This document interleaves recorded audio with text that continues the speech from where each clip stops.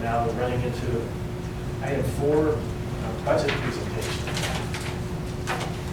A yearly presentation of our budget for the coming school year is a requirement, and that it is held during the school board meeting, that we go to public hearing before you make a resolution on the budget. Last month in July, you met Steve McIntyre from the ESD, who helped us as we were in between having someone here in the district as a finance director. Tonight, I am pleased to welcome our interim finance director, Kathy Seavers, here, and she and Steve together are going to because Kathy's been on board for about 2 weeks, are going to present our budget proposal for 15-16. So you should have had this in your electronic package. It's the first one. Whenever we do a budget presentation, it's always different from district to district. And the one you're going to see tonight is a presentation that comes from another of my districts, and it's one very similar to what I would have used were I in a district still. So it's probably not what you would have seen from your former people, but it may not be, probably won't be what you see from Kathy next year, so unique. So I just want to remind you that the budget is something that you do have to approve every year. And what you're actually approving is the expenditure budget, not the revenues. You're approving them in essence, but it's the expenditure budget that the state requires you to adhere to. Otherwise, that's why we do a budget extension like we just did. Okay.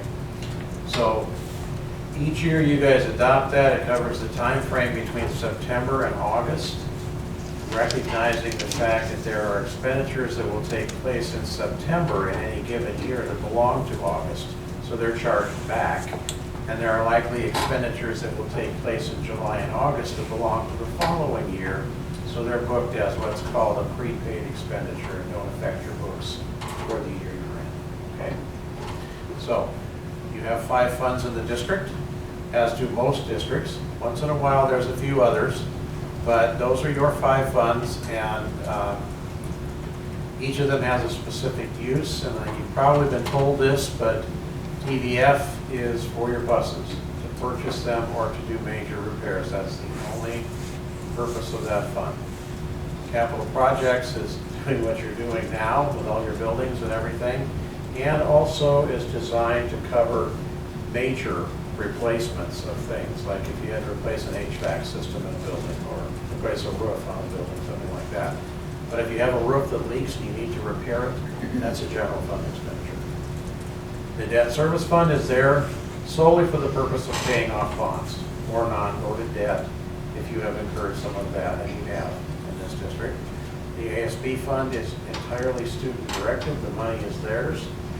Your responsibility as a board is to approve what they say they want to spend, and then it's the responsibility of the administration of the school to make sure that what they're spending it on is legitimate and not illegal or something like that.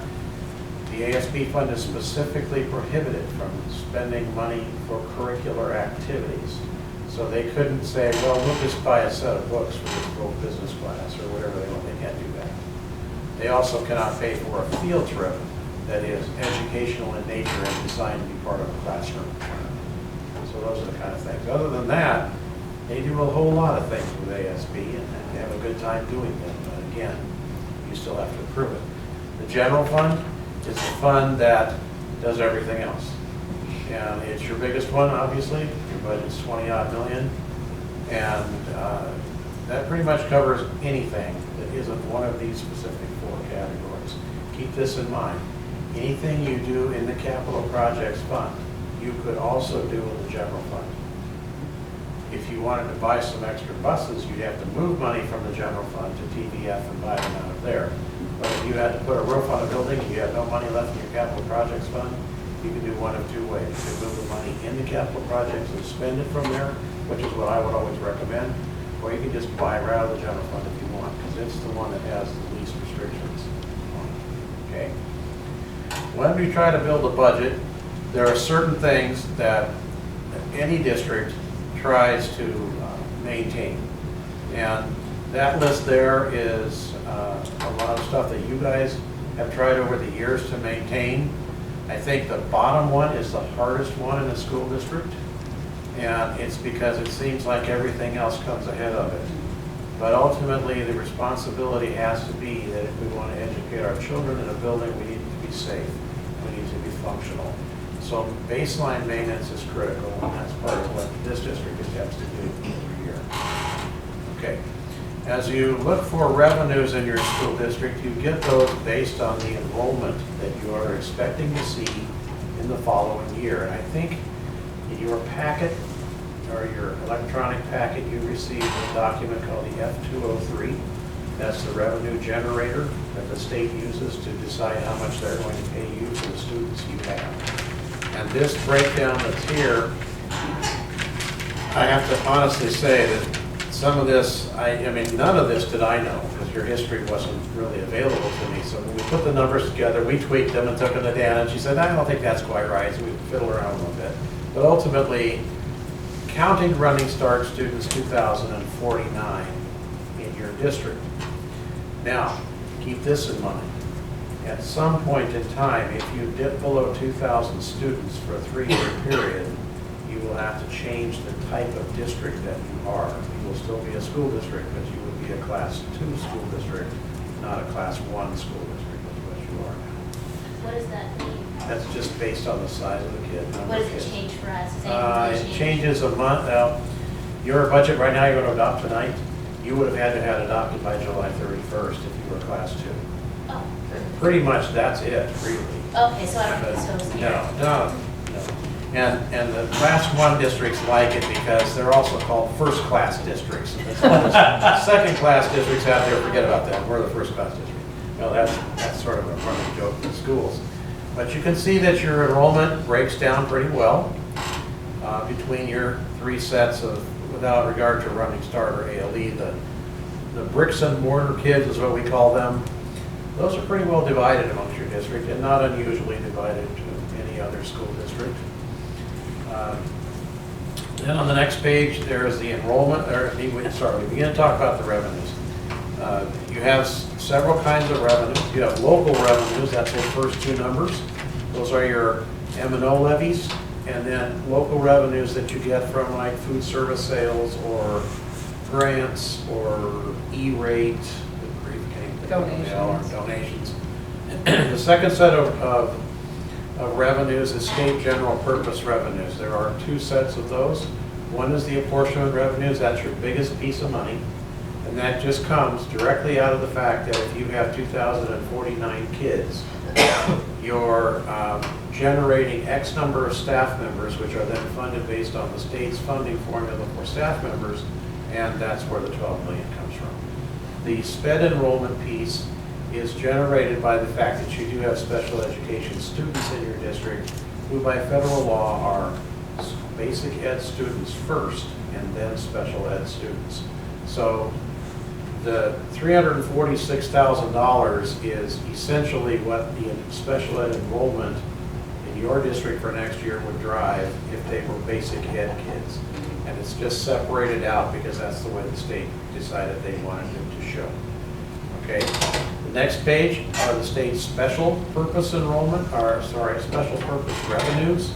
Those come in many forms, and that one, the third one down, special and pilot programs, there's a lot of things in there, little things in there, a couple of bigger ones.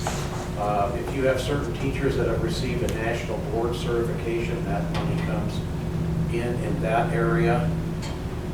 Let's see what else is up Our there. testing, that testing we did ahead of time, was that part of this? Was there a test that we opted to do that we didn't have to do just to? No, yeah, that's not part of this. That's on the expenditure side.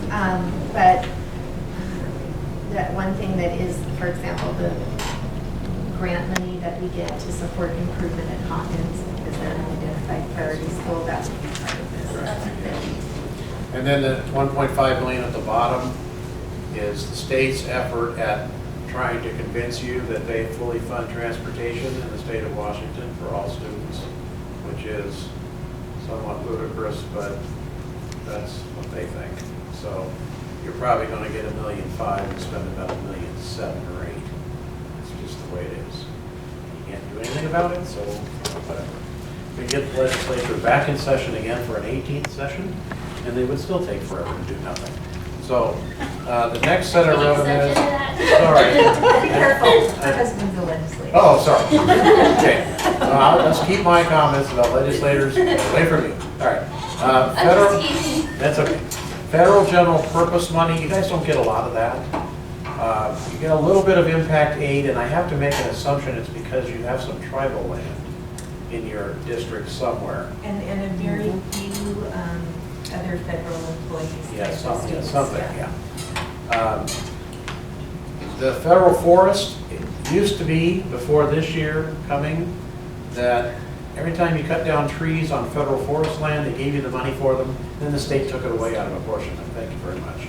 However, the legislature actually said, we don't want to do that anymore, believe it or not.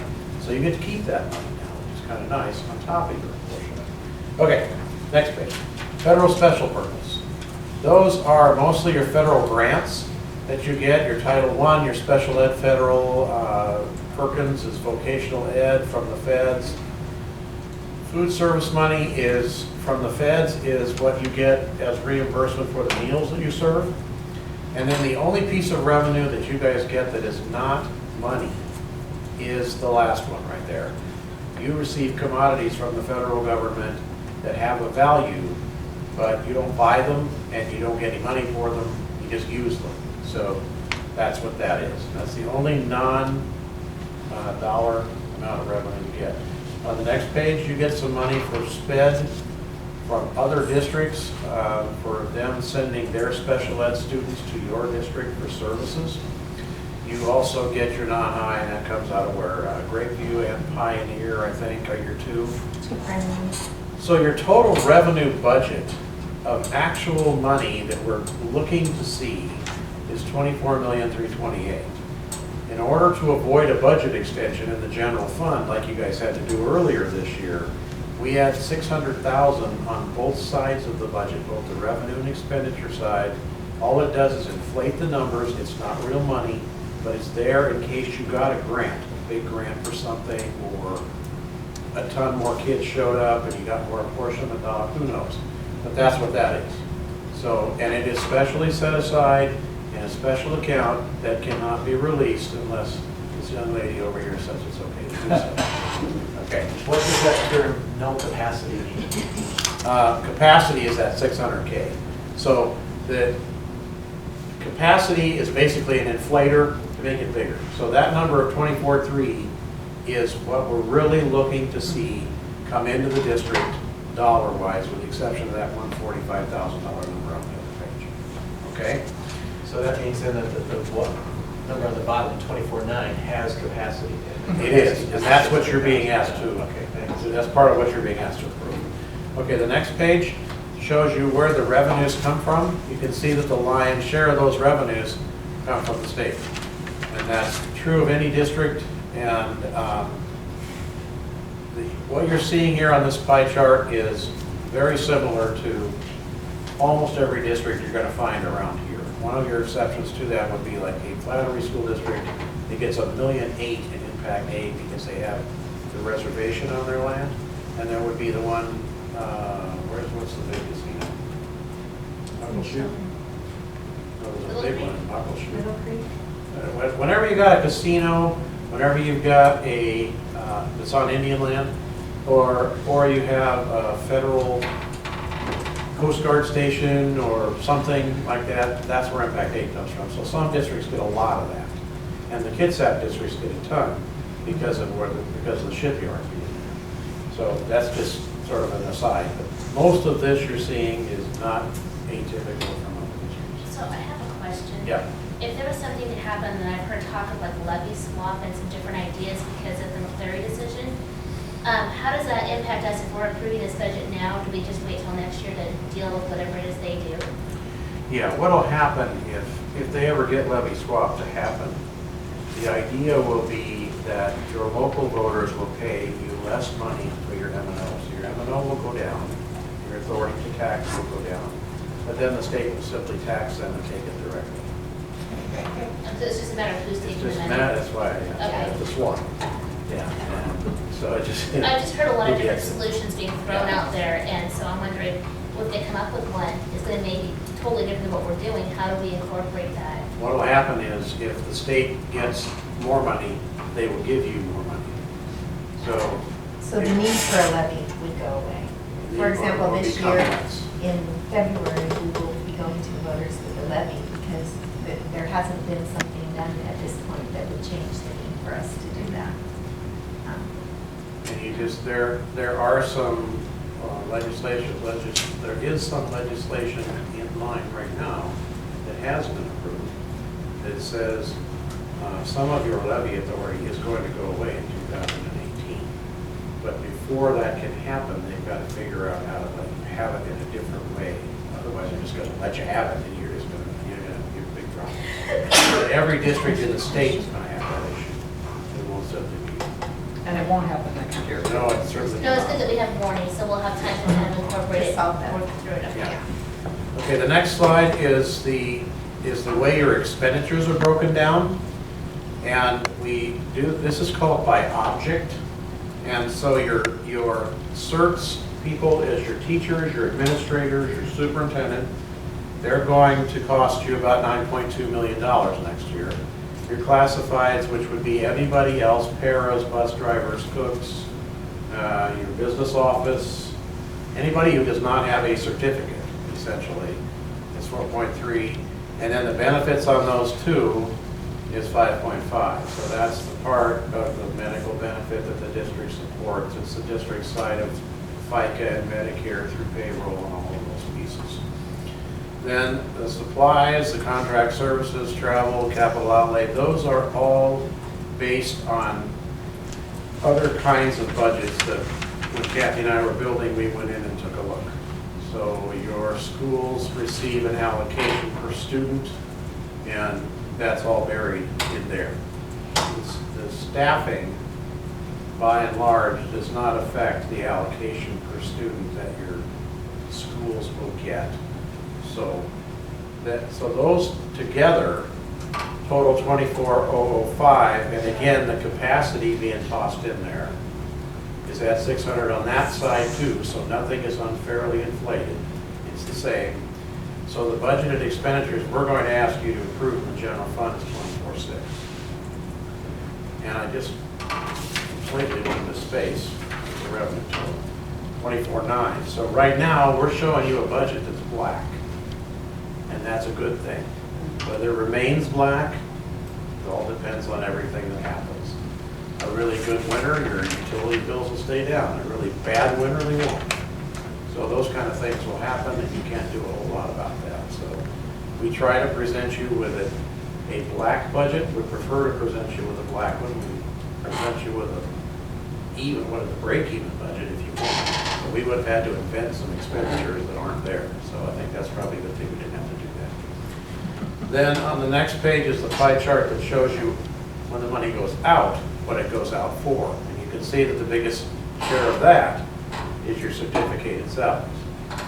And then as it goes down to some of the others, capital outlay is probably the tiniest one there. A capital outlay purchase is defined as something that costs you in excess of $5,000 and will remain with you for a time.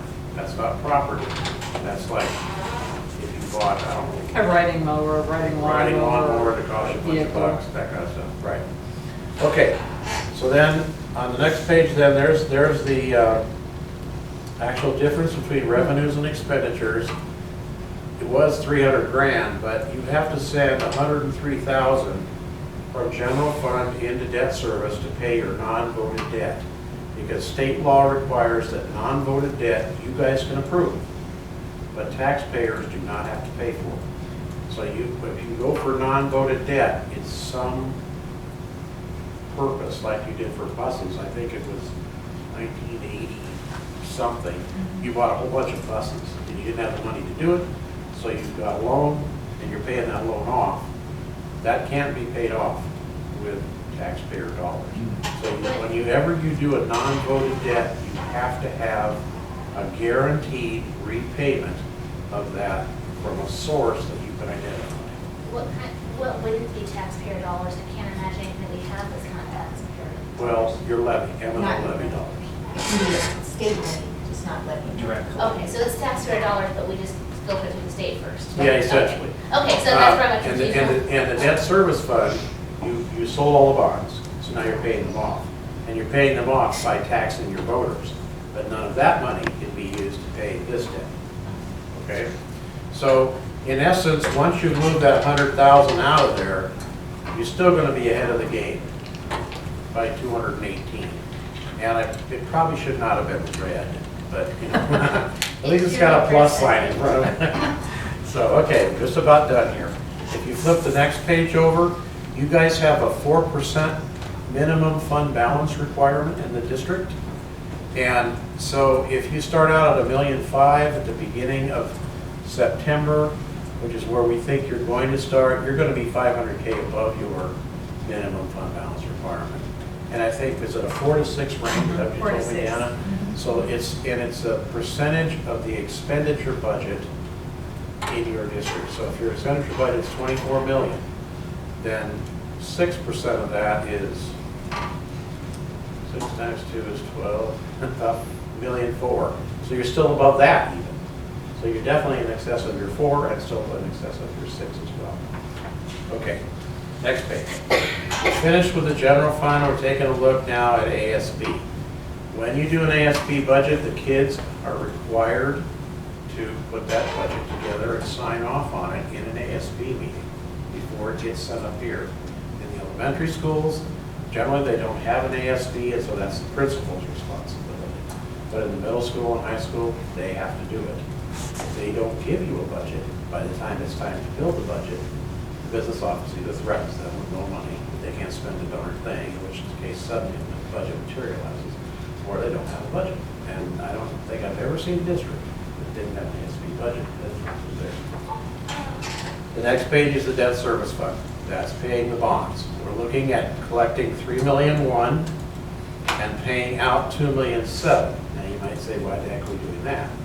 And that's because as the life of the bonds goes on, you make bigger payments farther along that you get.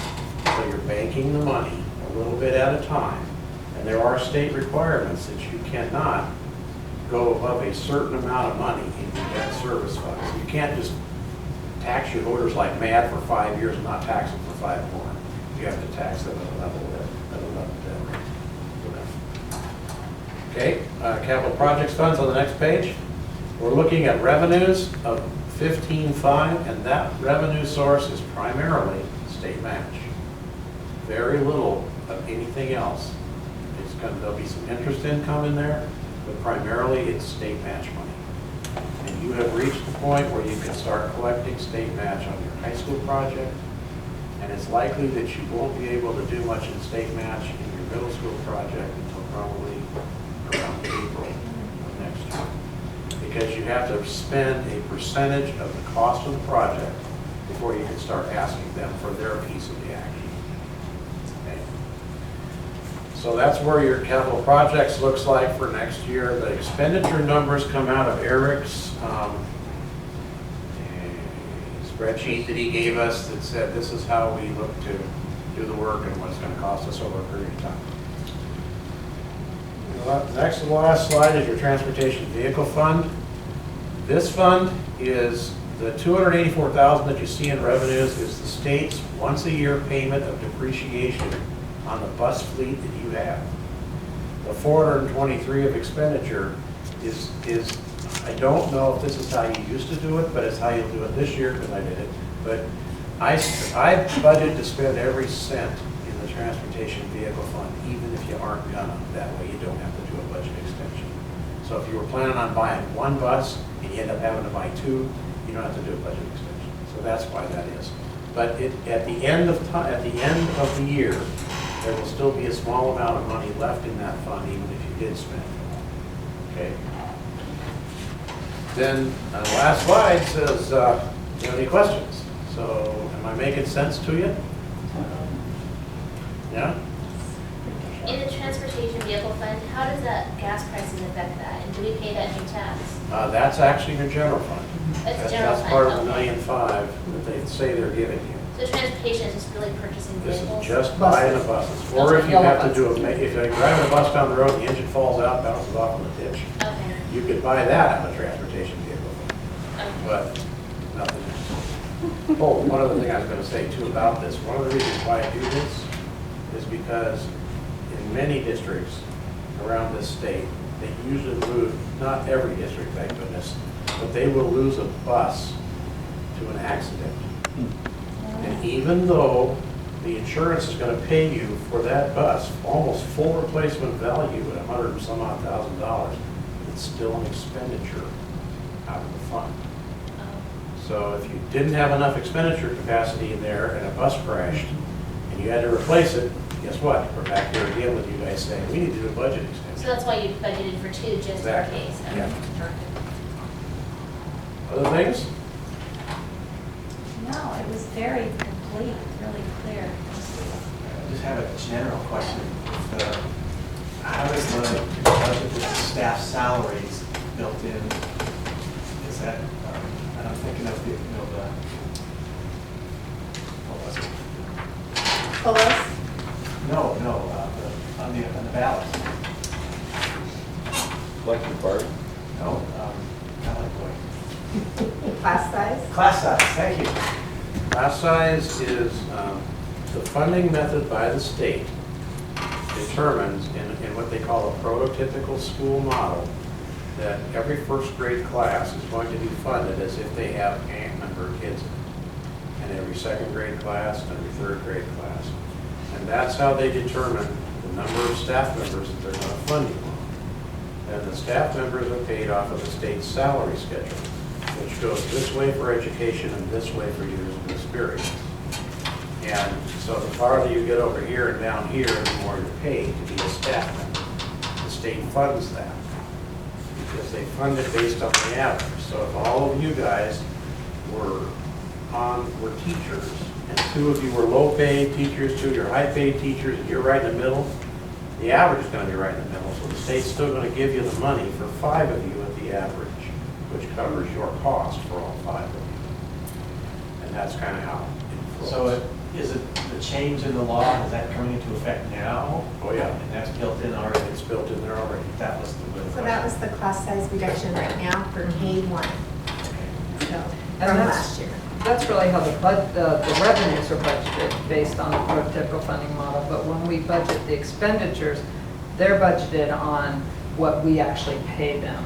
So we don't pay them what's on the salary schedule, we pay them more. So we do have that's a difference, and that's where that apportionment money would then be supplemented with levy money. So Right. one side is showing this revenue coming in, but we do budget big expenditure. So your students, I'll just throw a number out of the sky, your students produce 100 teachers. The state should, if everything works correctly, fund you for those 100 teachers at whatever they cost. However, the state does not fund you for what are called tri-days. Is that a familiar name for you guys? Tri-days or Responsibility. Yeah, time, responsibility, and incentive, that's what TRI stands for. The state doesn't pay for that. The state, so what happens is your levy buys that. But if you hire 105 teachers, then those 5 teachers that are beyond the state's funding are all yours and all out of the levy.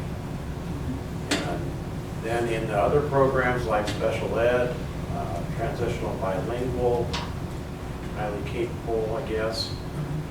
Those also have the funding mechanism behind them, but they don't fund you that way for those particular programs. Basic ed does what I said before. Special ed, they give you a chunk of bucks, spend it however you want, which is, generally speaking, why most districts subsidize their special ed program by anywhere from 300,000 or 400,000 to several million in the bigger districts. And that's where that comes from. A lot of it. Thanks. Yeah.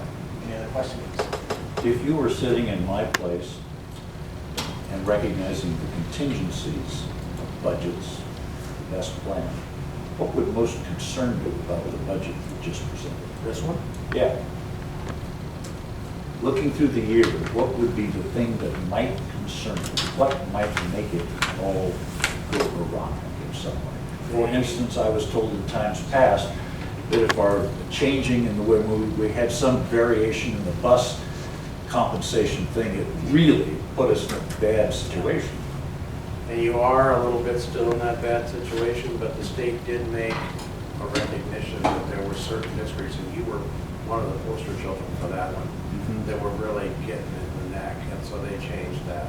The thing that would concern me the most, and always does in any budget, is by May 15th of any school year, you are required to tell every one of your certificated staff members whether or not they have a job next year. And so essentially, I don't like to say it this way because you're really not, but you're stuck with them. And if you had a gigantic enrollment decline, That would be then on us. it's going to be on you, exactly. If you have a huge enrollment increase, That's great. good. Never too hard when it's a growing school district. It's just kind of hard to find places to put the kids, but not financially. That would be my biggest concern, and that's my concern in any district. for that. Thank you. How does our projected enrollment match to last year's actual enrollment? What you saw was full-time equivalent projected enrollment, and so Trying to think. I think it's a it's- little bit up. I think it is a little I think bit it's a up. little It's up, not too. very much, but that's a whole lot better than some districts that have taken it really going down fast. And in the early indications are we are probably more conservative in that guesstimate of a little bit up than we try to be conservative, but we may be more conservative. We may end up with a lot more students than we thought we did. Our new high school This is is our high beginning school. to generate a lot of out-of-district enrollments. So I have just one last comment to make. After tonight, you won't see me as frequently. You have a really good person here. She'll do fine. You have a good, caring superintendent too. And it's been a real pleasure to work with these guys. And I'll be back once in a while and harass them, because that's what I do. But this has been a hard time, but it's been a good. So thank you for letting me help you. Thanks, Steve. Thank you. Any other questions? Then at this time, we need to open up the agenda to a public hearing, I guess, a public forum about this. So this is a time for members, people in the audience, to make comments for or against the budget presentation and the budget that we just looked at. So I'm opening the floor at this point in time to public comment.